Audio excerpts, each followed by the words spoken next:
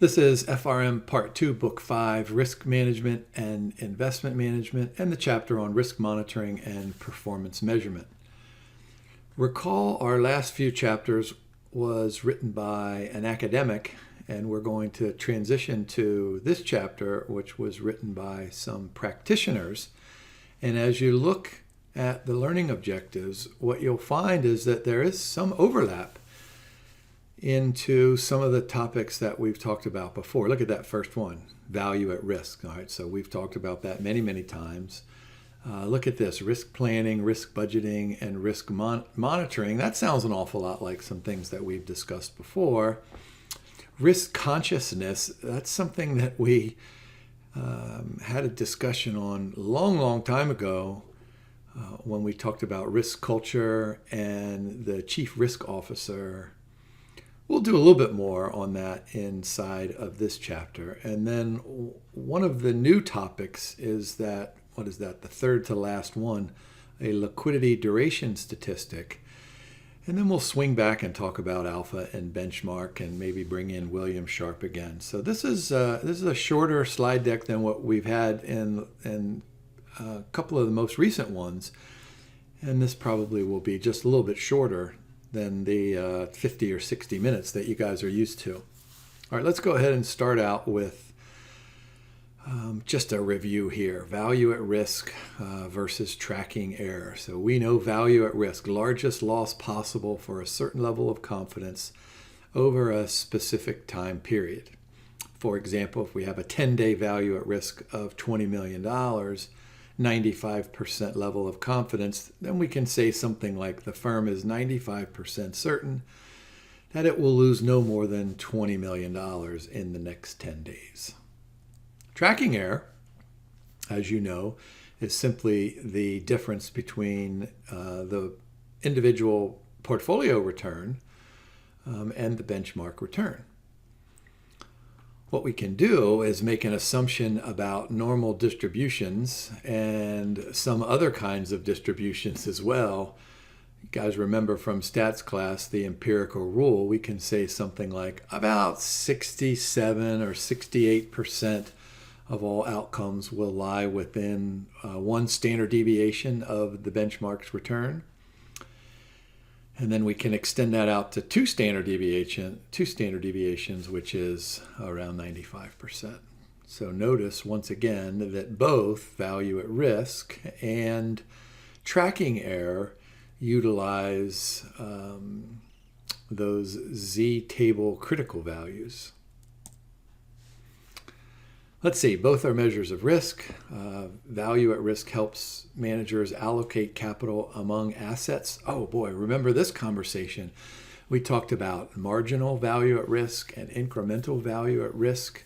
And in our most recent chapter, we had a good old formula that helped us determine those optimal weightings to allocate capital. Tracking error, on the other hand, usually is used to determine the amount of latitude that a manager will have around the benchmark. And remember, that active manager is trying to outperform the benchmark, and so it can do that generally in one of two ways. I mean, let's think of a benchmark of 10 stocks. So one way to do it is to invest in 8 of those stocks and then delete 2 of those stocks and find 2 better stocks out there. So the portfolio looks an awful lot like the benchmark, but not exactly like the benchmark. And the second way is to go ahead and invest in all 10 of those stocks, but instead of an equal weighted or a value weighted or a price weighted allocation, pick your own allocations. So security selection and asset allocation, which of course can be summarized in what's known as attribution analysis.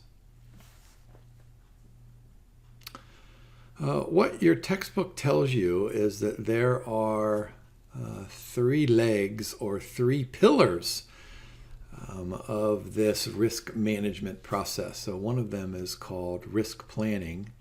And I think it'd be helpful to not only know these objectives that are listed here, and I'll just go one ahead of you. So we've got, whoops, I went the wrong way. We've got 5 of these. I would know these objectives, and then maybe some supporting information and data that's in that right-hand column. All right, so what's a good objective here?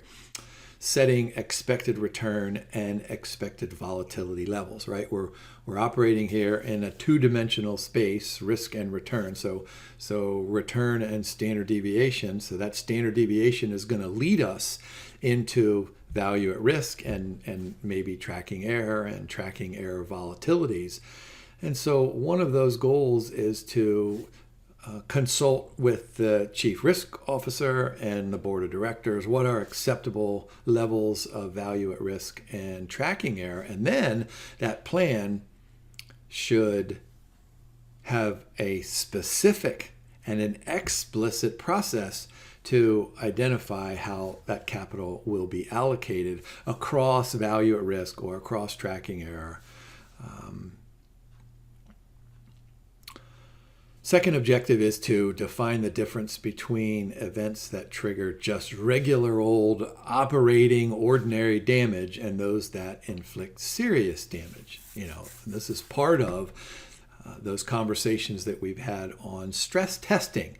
If you change one of those input variables by a small amount and the output, whatever that output is a small change, then that's probably regular ordinary damage. But if you change one of those variables by a small amount, you get some huge output change, well, then that's serious damage. So how can we manage those things? Well, we can pick up the phone and call an insurance company. Maybe we even are an insurance company and, try to get some kind of an insurance contract. But it's probably a lot easier just to go through the derivative markets.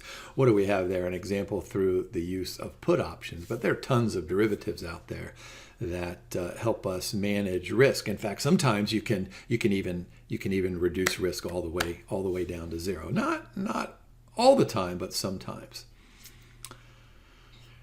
There's also the possibility that you can self-insure. And this is always risky because as long as you're aware of the risks in which you are self-insuring, then that's okay. But let me give you a quick example. I'm guessing that you probably have gone through this in your homes. You buy some homeowners insurance and it covers damage against all sorts of hazards, right? But let's suppose some of you have a basement in your home and you have a sump pump down there and somehow you get rain and the sump pump stops working and you have water damage in your basement. And you think, okay, I'll pick up the phone and call the insurance company, and the insurance company will inevitably say, oh, water damage is not part of your regular insurance contract. So those individuals, they self-insured, but they were unaware of that self-insurance. So I'm loving this self-insurance if, in fact, you identify that risk and quantify that risk and then manage that risk by saying, you know what, I can handle this. And then, of course, that final circle point down there on the right, cost-benefit analysis, is always appropriate.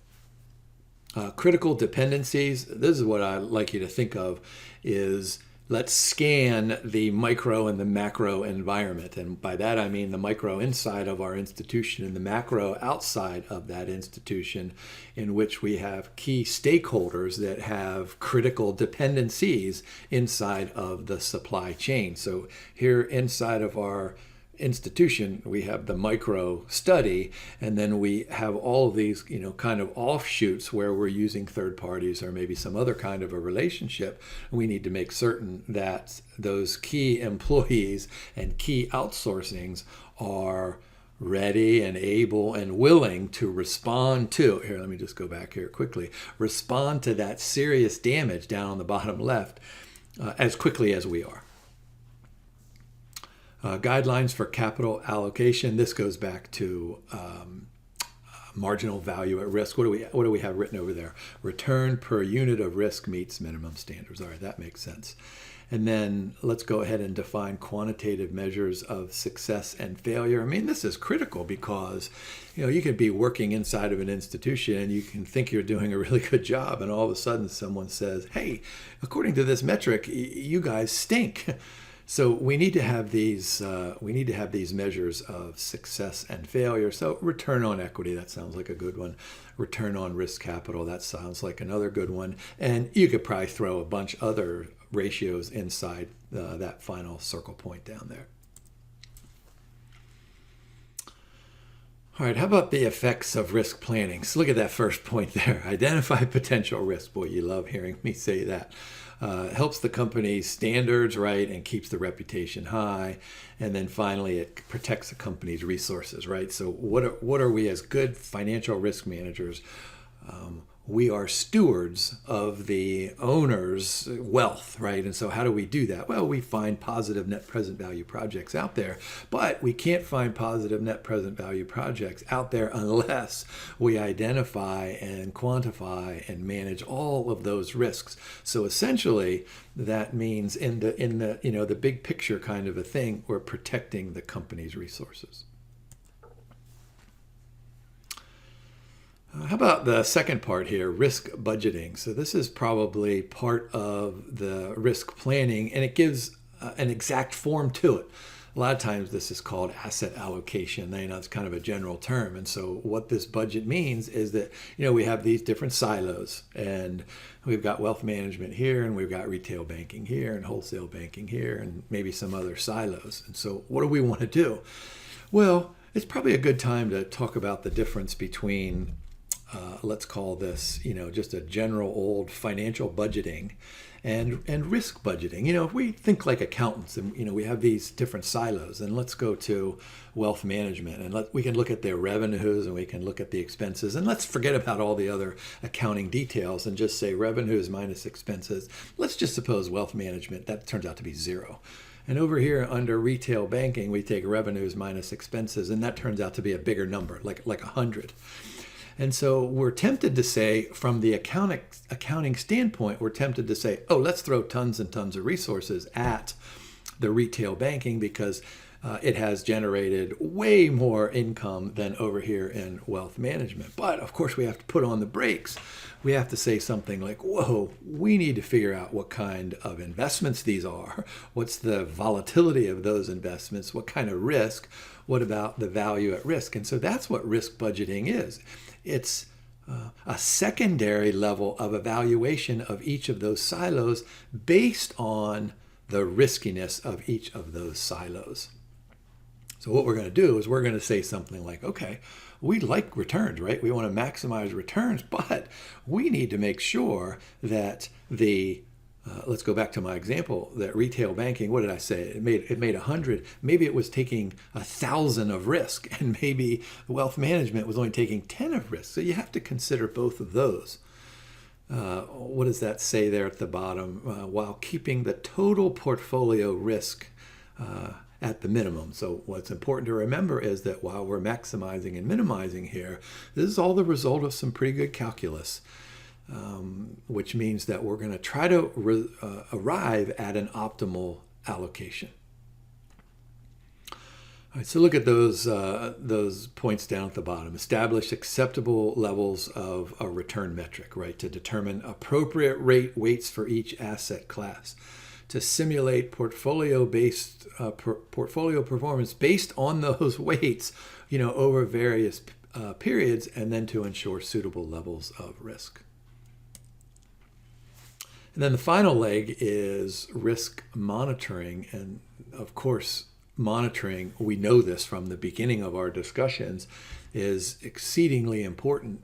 We always want to say something like, okay, this is what we say we're going to do. This is what we did. And then we have to go back and evaluate. Part of my life as a college professor involves something called outcomes assessment. And this is pretty much what we're doing here. Let's take my derivative securities class. I have some learning objectives and goals that I list in my syllabus. One of them might sound like students will be able to use the Black-Scholes-Merton option pricing model to accurately compute the price of a call option. And then inside the action plan, I might have a sentence or two in there that says, hey, I'm responsible for teaching them how to use this model. So we'll use Excel, we'll use some web pages, we'll get out our tables, et cetera, et cetera.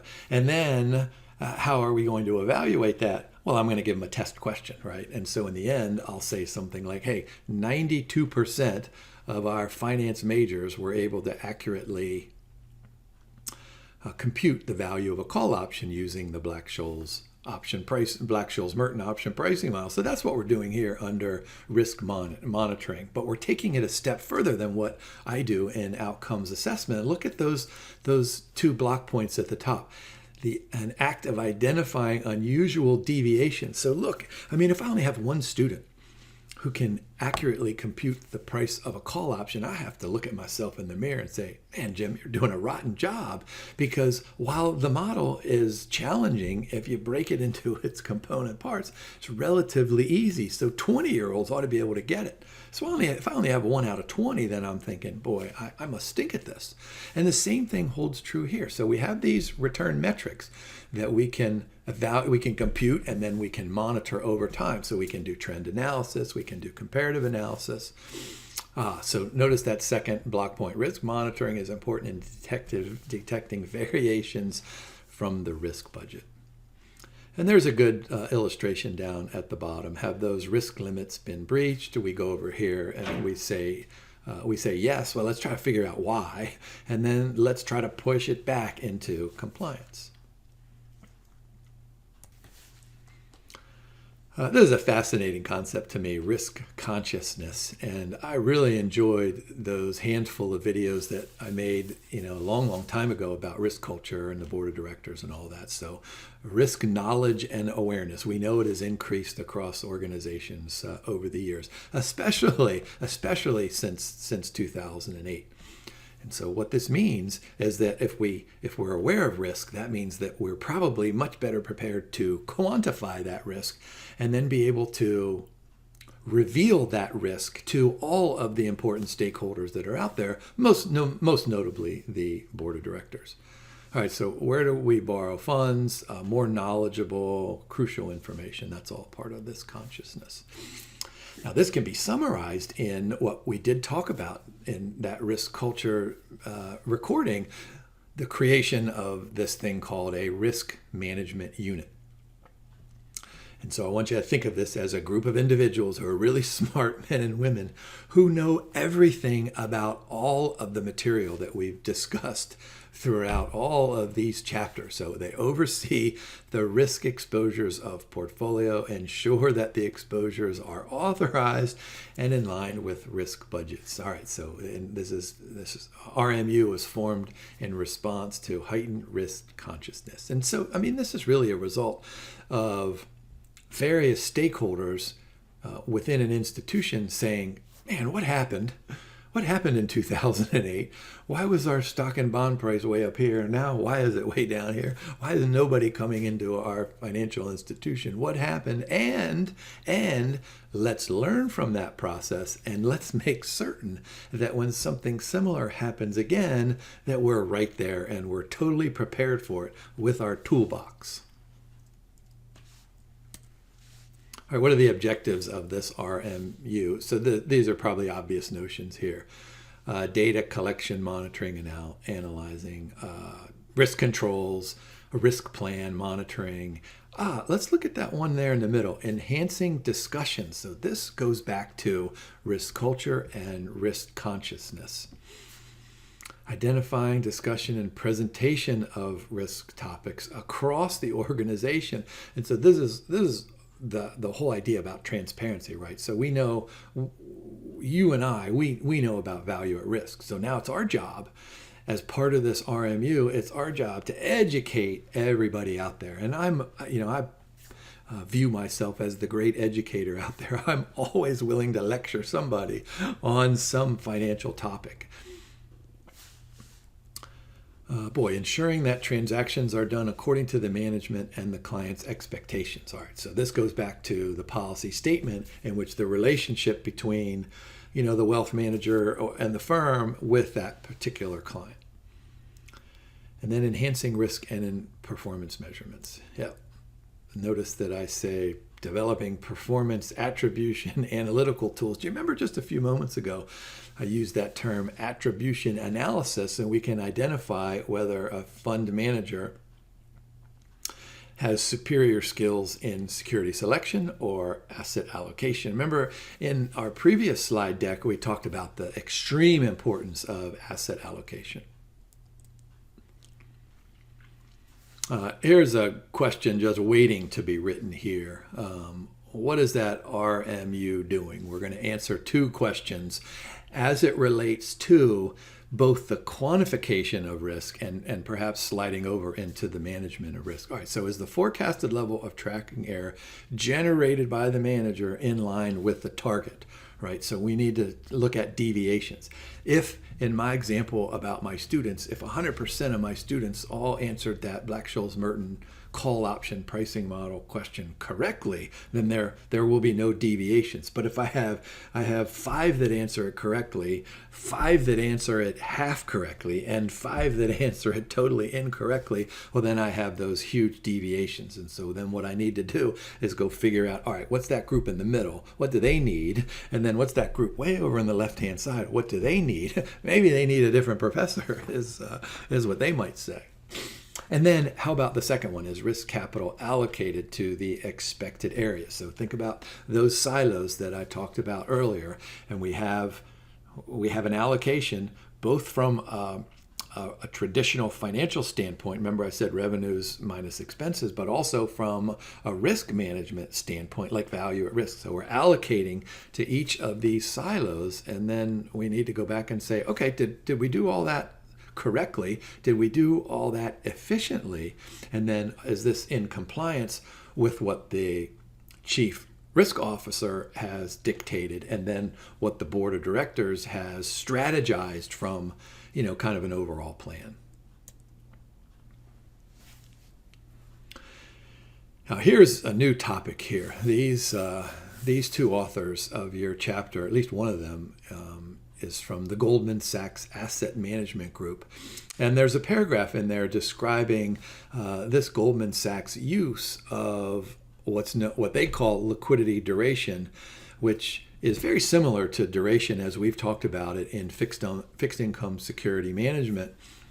Duration is kind of a weighted average time to maturity for a fixed income security. Like a 10-year bond, duration might be 6 or 7 years.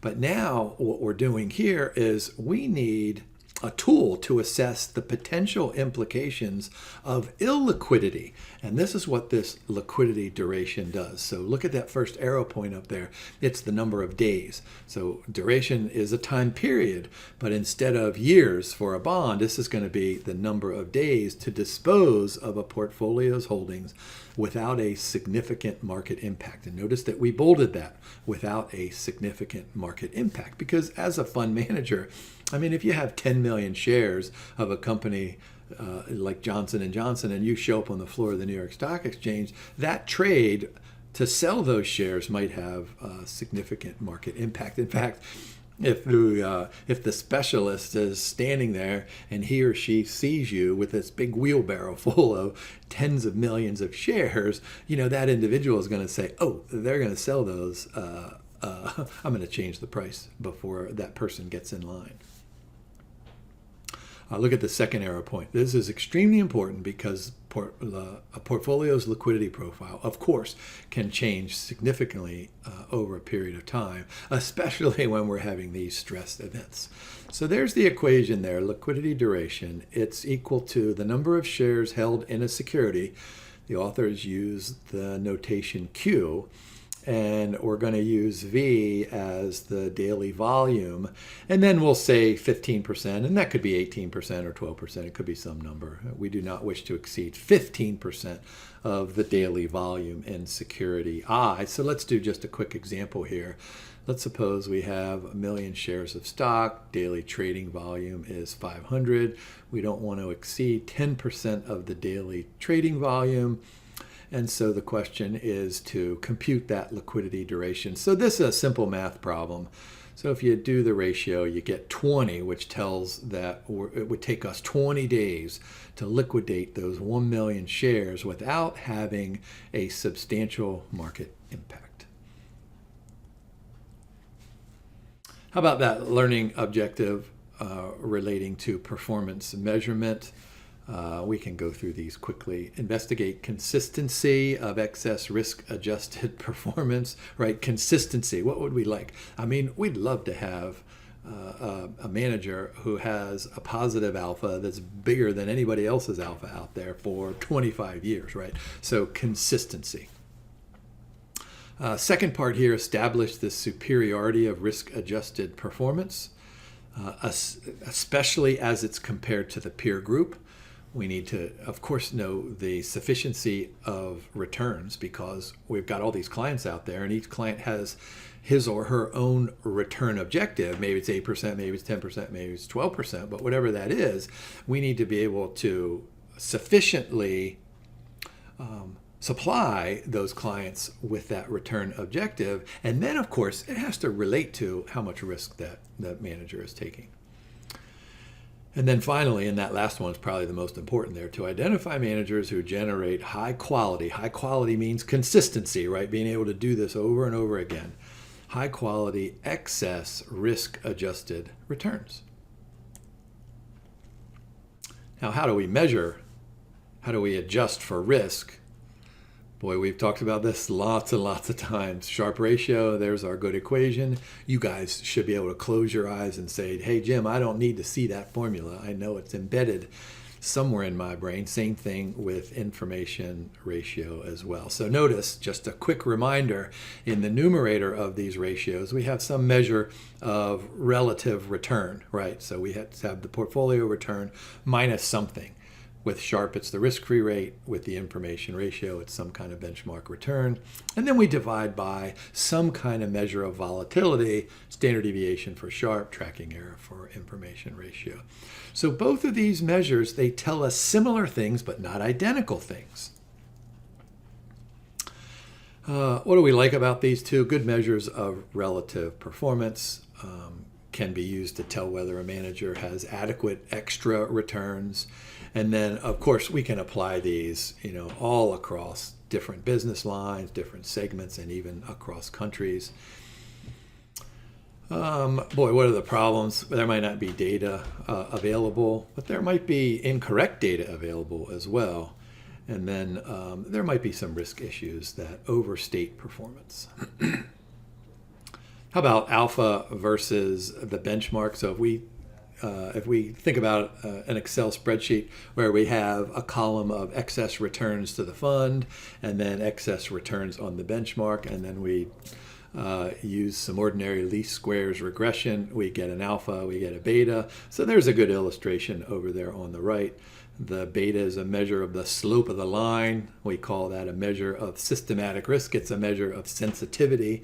And then alpha is a measure of the skill set of that particular manager. How high on that vertical axis can the manager get? What do we like about this? Helps to gauge whether the excess return is just, hey, let's just throw the dice and make sure that we get a 6 or a 5 or whatever it is. Is it skill or is it luck? So that goes back to, consistency over time.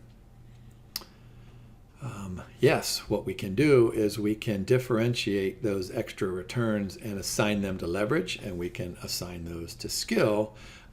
We also like it because they're easily calculated. I'm guessing you guys have done this in Excel and other software programs, regression analysis. And then we can use beta to try to determine whether we want to overweight or underweight.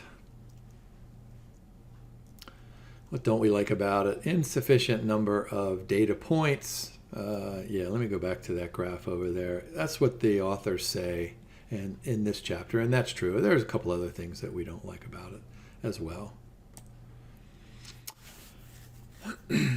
How about if we have in a column the manager's excess returns, and this time we have excess returns of the manager's peer group? Then we can do the same kind of thing, and we can compute the alpha and we can compute the beta. And those interpretations are similar, but instead of going back to here, let me go back here. Instead of going back and comparing them to the benchmark, we can come here and compare them to a peer group. So alpha and beta have almost identical interpretations, but now we just have to make sure that we're aware that those interpretations are based on either the benchmark or the peer group. Room for opinions. allows managers to differentiate, again, easy to calculate. Insufficient data. Peer groups could be biased. Yeah, I like that one a little bit. A wide divergence in the amount of money under management among peers. So if we're comparing our manager, one manager who has 10 and this manager over here who has 10,000, well, then that's probably a different dynamic, and that linear relationship may or may not hold. And that takes us through this slide deck. I told you it would be a little bit shorter and a lot of review. So my advice is to go back and scan those areas that are review topics and relate them to what we've talked about before, but then talk about these new things, including the planning, the budgeting, and the monitoring, and then the liquidity duration statistic.